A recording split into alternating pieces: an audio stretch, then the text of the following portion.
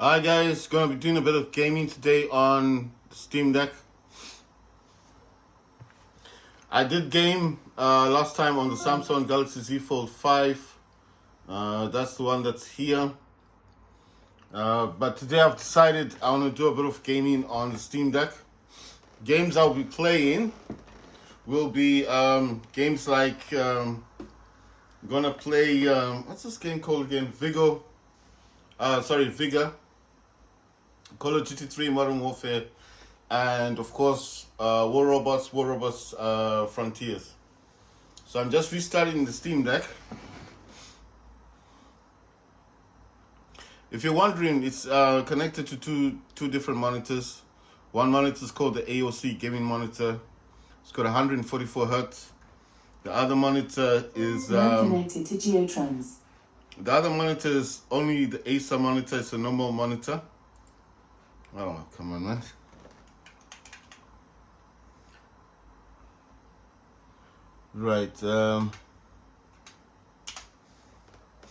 Right. So basically, I like to restart the Steam Deck, especially if I want to play games. And the things I like to start up first would be this something called AMD control panel. And what this does is basically allows me to overclock, kind of overclock the Steam Deck. As it says now, 10 watts. I'm going to swap this to 49 watts. So it allows the Steam Deck to get slightly more power. Right, so that's AMD power control panel. I'm putting that on my AOC gaming monitor. Next, something for resolution. If I can get that far. Yeah, this is for resolution. Because when you swap from Steam or operating system to Windows, you lose FSR. Right, this one is DS for Windows. I did tell you guys that I don't use DSX. This is DS. If you don't know what this is, I'll show you quickly. So let's say I wanted to edit a profile. Right, it will show the gamepad. You can have the DualShock gamepad, which is a PS4 gamepad, or you can have an Xbox 360 gamepad. How this works, I'm using a physical mouse. So if you're wondering how I'm controlling this is actually connected to a hub. I am using the DualSense controller. So that's a PS5 gamepad. But to do this, I'm actually using a physical mouse. So just to show you how I'm controlling the Steam Deck. So you just click on the button you want to change. So if it was triangle, it will show the keyboard. Of course, this is based on the Xbox 360 gamepad. If I wanted this based on the DualShock or the PS4 gamepad, that would be possible. It would show the DualShock controller, but as you know, Xbox 360 or Xbox is more popular than the PlayStation gamepad. So I do not want to edit anything. I'm just going to click cancel, minimize this, make it smaller, and move this to the AOC gaming monitor. Like I said, I don't like clutter on the Steam Deck screen. Next, I'm going to go to AMD control panel.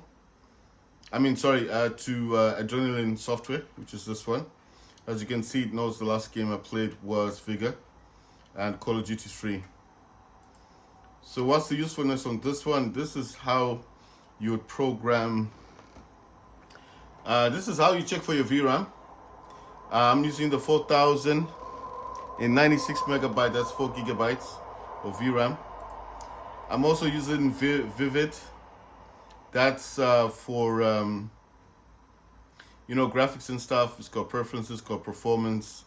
Like I said, I use 1.75, and that's just an interval based on graphics for the Steam Deck.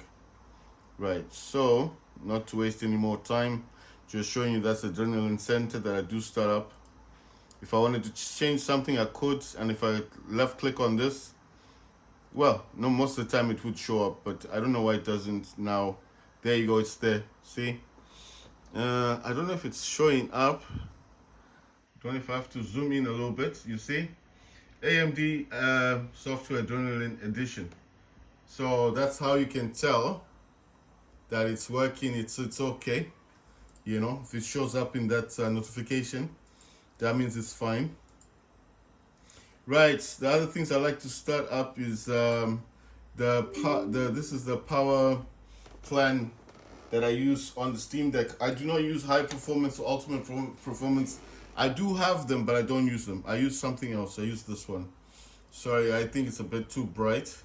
So that's a control panel that I use. I'm gonna move this again to my gaming monitor. Other things I like to have in the background is mobility center. You see, there it is. I'm sorry if it's too bright. It's just I think the Steam Deck or my I'm using an iPhone 14 Pro Max to record, so I think that's why it's kind of sensitive. And this section here, I like to have this running because, you know, DualSense controller does try to remove, or it gets recognized by Windows as a speaker. I don't know why, but that's how it's recognized. So I like to have that open in case it tries to change it. So I'm able to then change it back to the main thing. I like to close MSI Afterburner and the RSS feed thing, and I do have another AMD control panel. I like to close that one because sometimes it does cause conflict. And then I close CC Cleaner because it does use resources. I think we're good to go now. The only thing left is to start up Steam. I managed to get this new game yesterday. I'm trying to remember the name. Something to do with I'll find it in the library. It's in the library, so as soon as it comes up in the library, then I'll talk about it. Yeah, the other thing I like to run on Steam Deck is Omen Gaming Hub. I did tell you guys about Omen. Omen's really good. It does everything. It can be used also for your task manager, you know, for your utilization of CPU, GPU. If you want to see what's using up, you know, like you know, using up mostly on your performance of the Steam Deck. If you're interested in things like that, it can show you all that information. Just trying to start something up here.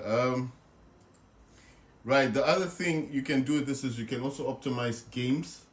So if you have a couple of games that you want to optimize on your Steam Deck, you can optimize those games. Right, this what I've got here, that's Task Manager.